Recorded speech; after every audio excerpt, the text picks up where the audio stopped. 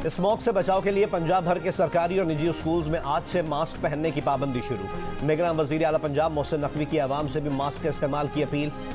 पंजाब भर में 1 महीने के लिए स्मॉग इमरजेंसी का नफाज। स्मॉग को आफत करार दे दिया गया।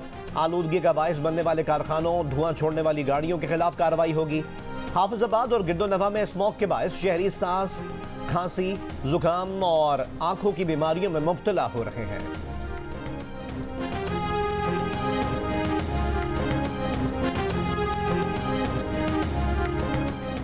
गिलगित बल्तिस्तान के जिला अस्तोर में आज़ाद कश्मीर की वादी नीलम, वादी लीपा में पहाड़ों पर बर्फबारी, सर्दी बढ़ गई। मुजफ्फराबाद, हटियाबाला, चकूठी और चकार में भी बारिश। महकमा मौसमियात की आज बालाई खैबर पख्तूनख्वा, शिमाल मशरकी पंजाब में चंद मुकामात पर तेज हवाओं और गरज चमक के साथ बारिश की पेशगोई।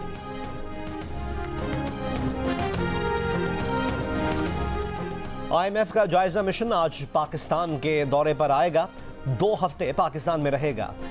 बैरूनी फाइनेंसिंग पर पाकिस्तान को अपनी पोजीशन वाज़ेह करनी है। करेंसी एक्सचेंज पर भी इख्तलाफात मौजूद हैं।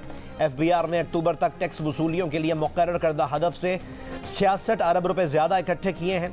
IMF वफ्द पाकिस्तान के लिए $70 करोड़ की अगली किस्त देने की सिफारिश करेगा।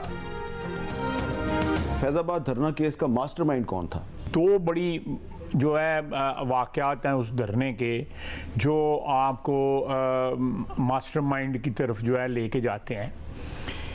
एक तो वो कि एक शख्स जो है इंसिस्ट करता है कि मैं इसमें गवाह बनूंगा, इस एग्रीमेंट के ऊपर जनरल फैज जनरल फैज साहब इसरार करते हैं और साथ कहते हैं कि जब तक मैं साइन नहीं करूंगा आपका ये मुआहदा जो है कामयाब नहीं होगा। इसी तरह बात है ना। दूसरी बात यह है कि उस धरने वालों का इतना लाड प्यार था कि उन सबको जो है घर जाने के लिए पैसे दिए गए। फैजाबाद धरने के mastermind general retired Faiz Hamid हैं। रहनुमा नून लीग और साबिक वजीर दिफा ख्वाजा मोहम्मद आसिफ की प्रोग्राम कैपिटल टॉक में 2 टोक गुफ्तगू। कहा धरने वालों के साथ मुआहदे में जनरल फैज हमीद के बतौर गवाह दस्तखत और धरने वालों को पैसे देने के वाकयात वाज़ेह करते हैं कि मास्टरमाइंड जनरल फैज ही थे।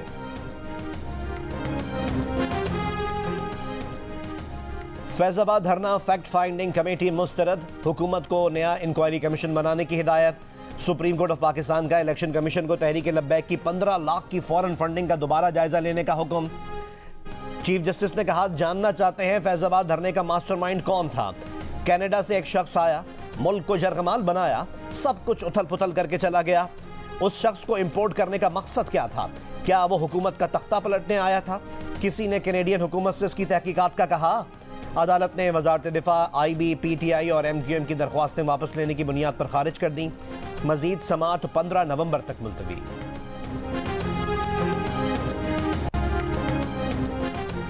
जियो और डॉन को डिफेंस और कंटोनमेंट हाउसिंग में क्यों बंद किया गया था? चेयरमैन पैमरा से चीफ जस्टिस सुप्रीम कोर्ट का सवाल। पूछा क्या अब भी जियो और डॉन की नशरियात डिफेंस और कंटोनमेंट में बंद है? चेयरमैन पैमरा ने जवाब दिया नहीं, अब ऐसा काम नहीं होता। साबिक चेयरमैन पैमरा अफसार आलम ने बताया कि जनरल फैज हमीद ने नजम सेठी का प्रोग्राम बंद करने की बात ना मानने पर इन्हें ओहदे से हटवा दिया।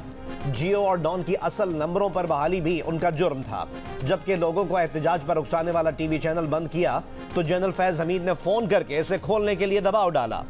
चीफ जस्टिस ने पूछा कमीशन बना तो क्या आप वहां उन लोगों के सामने भी यही बोलेंगे जिन पर इल्जाम लगा रहे हैं? अफसार आलम ने कहा कि वो तब भी यही बयान देंगे।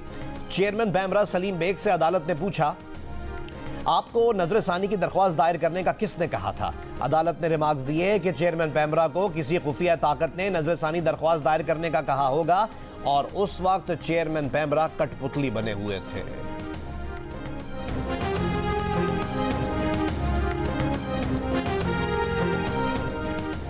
ये इलेक्शन हमने आवाम और मुल्क को मुश्किलात से निकालने के लिए लड़ना है। शहबाज शरीफ की साबिक रुकन कौमी असम्बली एहसानुल हक बाजवा से मुलाकात में गुफ्तगू। कहा मईशत बहाल और आवाम को महंगाई से निजात दिलानी है। नवाज शरीफ की क़यादत में पाकिस्तान का मुस्तकबिल रोशन करेंगे, मुल्क से महंगाई के अंधेरे दूर करेंगे।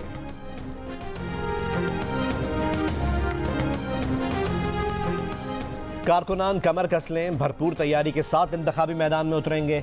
साबिक सदर आसिफ अली जरदारी का नवाबशाह में पीपल्स पार्टी के कारकुनान से खिताब। कहा हमने पाकिस्तान खप्पे का नारा लगाकर पाकिस्तान बचाया, अब भी मुल्क को बचाएंगे।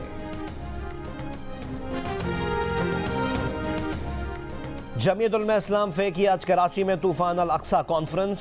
सरबराह JUI मौलाना फजलुर रहमान कराची पहुंच गए। JUI सिंध का अमन मार्च भी आज ठट्टा से कराची पहुंचकर कॉन्फ्रेंस में शामिल होगा। गजा के नुमाइंदा डॉक्टर नाजी जहीर अल शीरी भी कॉन्फ्रेंस में शिरकत करेंगे। गजा के जबालिया कैंप में इसराइल का दूसरा हमला। बमबारी से शहीद फलस्तीनियों की तादाद 200 तक जा पहुंची। 120 अब तक लापता, 777 जख्मी। 24 घंटों में गजा पर इसराइली तैयारों की बमबारी से मजीद 250 फलस्तीनी शहीद। अल नसर स्ट्रीट पर बेकरी के सामने जमा अफराद पर बम गिराया गया। इमदादी कार्रवाइयों के लिए जमा अफराद और एम्बुलेंसेस पर भी मिसाइलों से हमला। बड़ी तादाद में अमवात।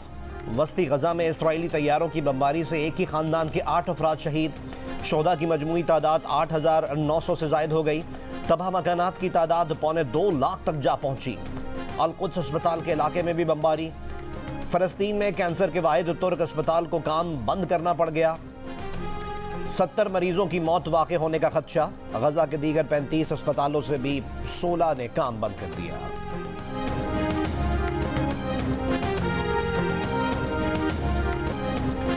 हमास के इसराइल पर हमले, 16 फौजी हलाक। गजा की जानिब बढ़ने वाले फौजियों पर ड्रोन से हमला। गैर मुतवक्के कार्रवाई से इसराइली फौज सटपटा गई। सुरंगों से निकलकर भी इसराइली टैंकों पर रॉकेटों से हमले। खुद को महफूज तस्वुर करने वाली इसराइली फौज को भारी जानी नुकसान। इसराइल के इलाके इश्दोन, इश्कलान और कई दीगर मकामात पर मिसाइलों से हमले किए गए। कई गाड़ियां तबाह। हमास की 7 अक्टूबर जैसा ऑपरेशन बार बार दोहराने की धमकी। पड़ोसी मुल्क यमन के अल हुसी गिरोह ने भी इसराइल पर दर्जनों ड्रोन और मिसाइल हमलों की वीडियो जारी कर दी। अंसारुल्लाह के तर्जुमान ब्रिगेडियर जनरल याहिया अंसारी ने कहा कि इनके एहलकारों ने इसराइल के अहदाफ पर बैलिस्टिक और क्रूज मिसाइल दागे हैं। क्रिकेट वर्ल्ड कप में आज भारत का मुकाबला श्रीलंका से होगा। मैच मुंबई में पाकिस्तानी वक्त के मुताबिक 1:30 बजे शुरू होगा।